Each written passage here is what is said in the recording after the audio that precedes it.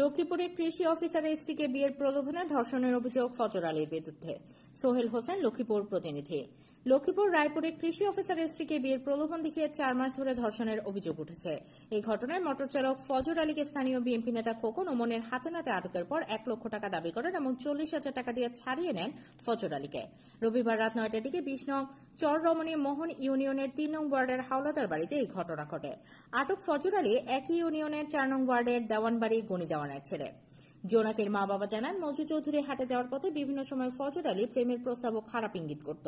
এতে রাজি না হয় বিভিন্ন সময় তাকে ফজর আলী উঠিয়ে নিয়ে যাওয়ার হুমকি দেয়। এক পর্যায়ে ফজর আলী বিয়ের প্রলোভন দেখিয়ে তার সঙ্গে সম্পর্ক করে তোলে। 4 মাস ধরে সে তার সঙ্গে শারীরিক সম্পর্ক করে আসছে। রবিবার রাতে ফজর আলী জোনাকির ঘরে ঢুকে এক পর্যায়ে জোরপূর্বক গৃহবধূ জোনাকির সঙ্গে অশ্লীল কাজে জড়িয়ে পড়ে। এর মধ্যেই জরুরি কাজে বিএনপি নেতা খোকন পুনরায় ফের বাসায় আসেন। তখন ঘটনাটি দেখে চিৎকার দিলে ফজর আলী পালিয়ে যাওয়ার চেষ্টা করে। বিএনপি নেতা ইউনুস জানান, গৃহবধূর মা বাবা বাড়ির পাশে কৃষিকাজে ব্যস্ত থাকায় দিনের বেলায় তারা বাড়িতে থাকেন না, এজন্য বিষয়টি তারা বুঝতে পারেননি। আমরা এর তীব্র নিন্দা ও প্রতিবাদ জানাই।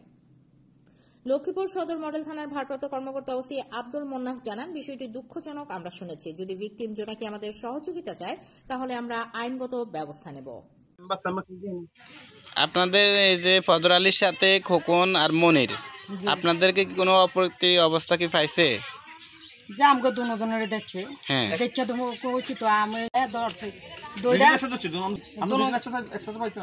যে দুজন একসাথে ধরছে। ধরছে পরে বাইরে হিমকা লয়ে গেছে, হেরা হেমি নিয়ে